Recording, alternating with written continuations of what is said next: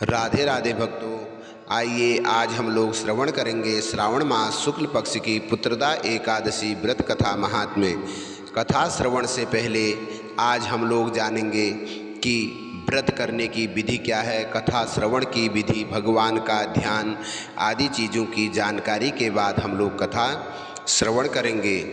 सर्वप्रथम हमें ये जानना है कि व्रत किस प्रकार किया जाए। हमेशा व्रती को द्वादशी युक्ता एकादशी का व्रत करना चाहिए, दशमी युक्ता एकादशी का व्रत नहीं करना चाहिए, क्योंकि सर्व उत्तम व्रत द्वादशी युक्ता एकादशी का माना गया है। और व्रत विधि, व्रत करने वाले को दशमी के दिन एक समय भोजन करना चाहिए और एकादशी को निराहार रहे और द्वादशी को व्रत का पारायण करे। यदि कोई व्यक्ति पूरे दिन निराहार ना रह सके तो एकादशी को एक समय निराहार और सायं काल में फलाहार कर सकता है और द्वादशी को व्रत का उद्यापन करना चाहिए।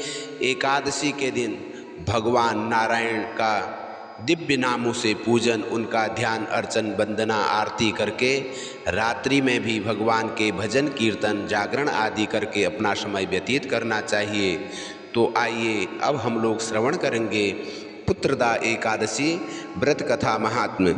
सर्वप्रथम भगवान का ध्यान करेंगे। करारविंदे न पदारविंदम मुखारविंदे विनिवेशयन्तं बटस्य पत्रस्य पुटे शयानं बालं मुकुन्दं मनसा स्मरामि।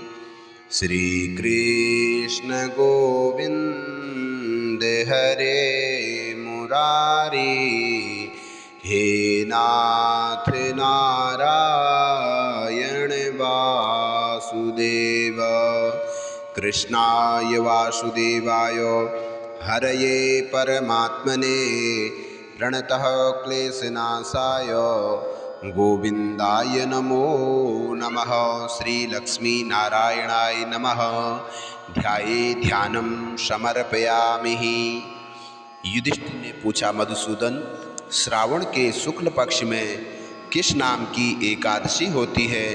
कृपया मेरे सामने उसका वर्णन कीजिए। तो भगवान श्री कृष्ण बोले, राजन, प्राचीन काल की बात है। द्वापर युग के प्रारंभ का समय था। माहिष्मतीपुर में राजा महिजित अपने राज्य का पालन करते थे, किंतु उन्हें कोई पुत्र नहीं था, इसलिए वह राज्य उन्हें सुखदायक नहीं प्रतीत होता था। अपनी अवस्था अधिक देख राजा को बड़ी चिंता हुई। उन्होंने प्रजा वर्ग में बैठक बुलाई और इस प्रकार कहा, प्रजाजनों, इस जन्म में मुझसे कोई भी पातक नहीं हुआ। मैंने अपने खजाने में अन्याय से कमाया हुआ धन नहीं जमा किया। ब्राह्मणों और देवताओं का धन भी मैंने कभी नहीं लिया है। प्रजा का पुत्रवत पालन किया है। धर्म से पृथ्वी पर अधिकार जमाया तथा दुष्टों को वे बंधु और पुत्रों के समान ही क्यों ना हो दंड दिया है। शिष्ट पुरुषों का सदा सम्मान किया है और किसी को द्वेष का पात्र नहीं समझा। फिर क्या कारण है जो मेरे घर में आज तक पुत्र उत्पन्न नहीं हुआ? आप लोग इसका विचार करें। राजा के वचन सुनकर प्रजा और पुरोहितों के साथ ब्राह्मणों ने उनके हित का विचार करके गहन वन में प्रवेश किया। राजा का कल्याण चाहने वाले वे सभी लोग इधर उधर घूमकर ऋषि सेवित आश्रमों की तलाश करने लगे। इतने ही में उन्हें मुनि श्रेष्ठ लोमस के दर्शन हुए।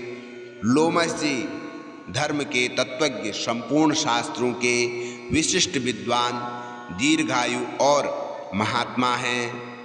उनका शरीर लोम से भरा हुआ है। वे ब्रह्मा जी के समान तेजस्वी हैं और एक एक कल्प बीतने पर उनके शरीर से एक एक लोम विशीर्ण होता टूटकर गिरता है, इसलिए उनका नाम लोमस हुआ है। वे महामुनि तीनों कालों की बातें जानते हैं। उन्हें देखकर सब लोगों को बड़ा हर्ष हुआ। उन्हें निकट आया हुआ देख लोमस जी ने पूछा, तुम सब लोग किस लिए यहाँ आए हो? अपने आगमन का कारण बताओ। तुम लोगों के लिए जो हितकर कार्य होगा उसे मैं अवश्य करूँगा।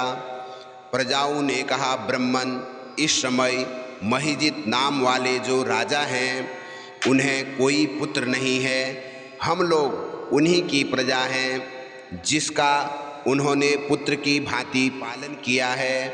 उन्हें पुत्रहीन देखकर उनके दुख से दुखित हो हम लोग तपस्या करने का दृढ़ निश्चय करके यहाँ आए हैं।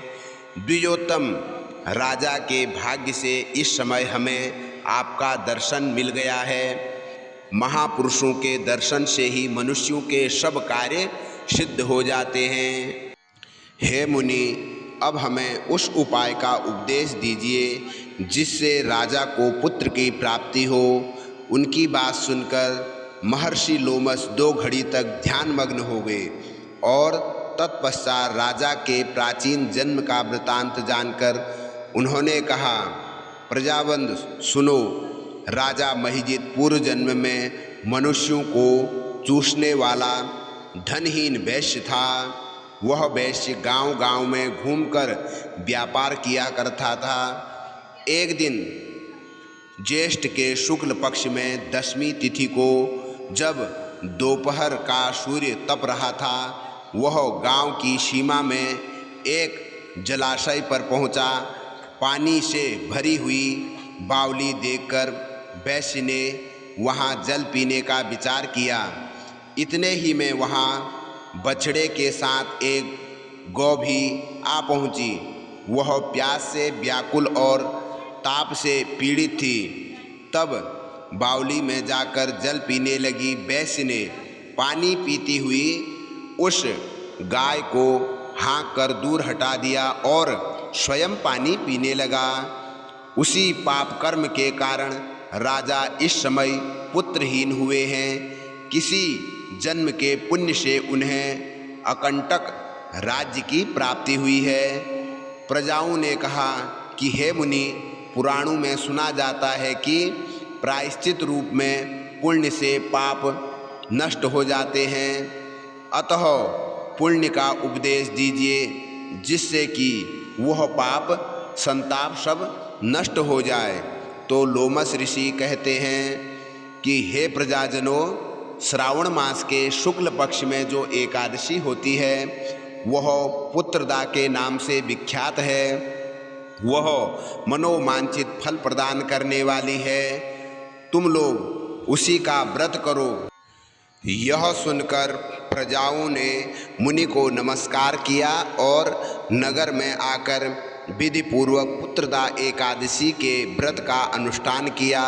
उन्होंने विधि पूर्वक जागरण भी किया और उसका निर्मल पुण्य राजा को दे दिया। तत्पश्चात रानी ने गर्भ धारण किया और प्रसव का समय आने पर बलवान पुत्र को जन्म दिया। इसका महात्म सुनकर मनुष्य पापों से मुक्त हो जाता है तथा इस लोक में सुख पाकर परलोक में स्वर्ग की गति को प्राप्त करता है। ओम कृष्णाय वासुदेवाय हरये परमात्मने प्रणतः क्लेशनाशाय गोविंदाय नमो नमः।